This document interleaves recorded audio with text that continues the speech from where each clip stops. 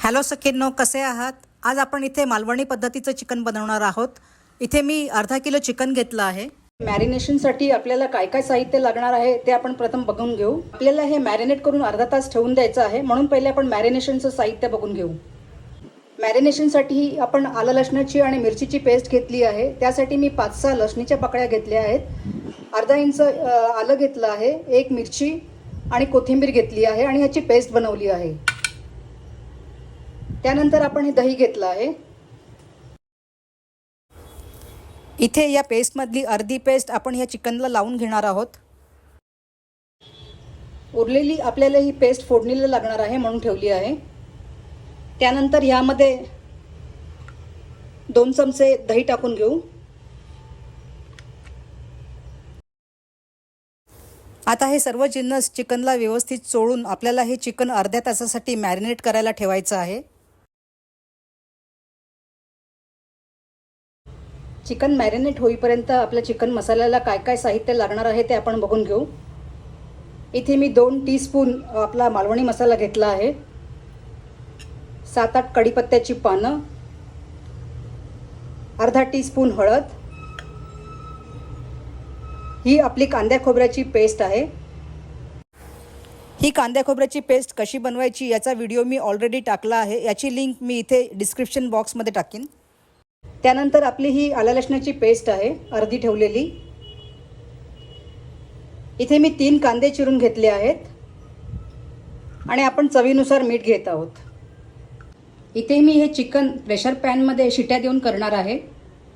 2 ते 3 शिट्या देऊनच आपल्याला हे चिकन शिजवून घ्यायचं आहे, कारण चिकनला जर जास्त शिट्या दिल्या तर त्याचं पाणी होऊ शकतं. आपला पॅन तापला आहे. याच्यामध्ये आता 2 टेबलस्पून जेवढं तेल टाकून घेऊ. तेल तापल्यानंतर सर्वप्रथम आपण ह्यामध्ये कांदा टाकून घेऊ.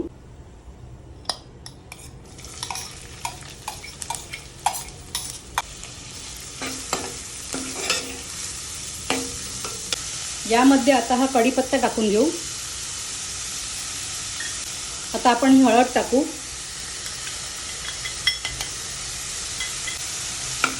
कांदा लालसर होईपर्यंत आपण आता हे भाजून घेऊ. कांदा लालसर भाजून झाल्यानंतर आपण ही आलं लसणाची पेस्ट टाकून घेऊ.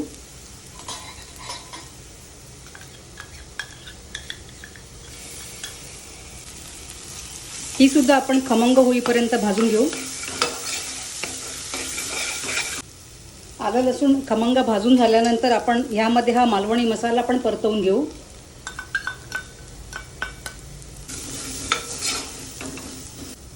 लगेचच आपण यामध्ये हे कांद्या खोबऱ्याचं वाटण टाकून घेऊ. इथे मी हे कांद्या खोबऱ्याचं वाटण करण्यासाठी नारळाची अर्धी कवड घेतली आणि 1 कांदा घेतला.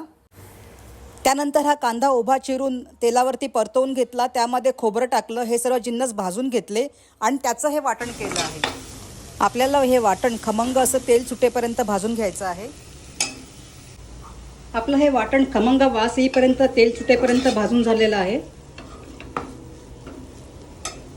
सर्वप्रथम आपण हे मॅरिनेट केलेलं चिकन थोडं परतवून घेऊ आणि त्यानंतरच पाणी टाकून ह्याला शिजवून घेऊ.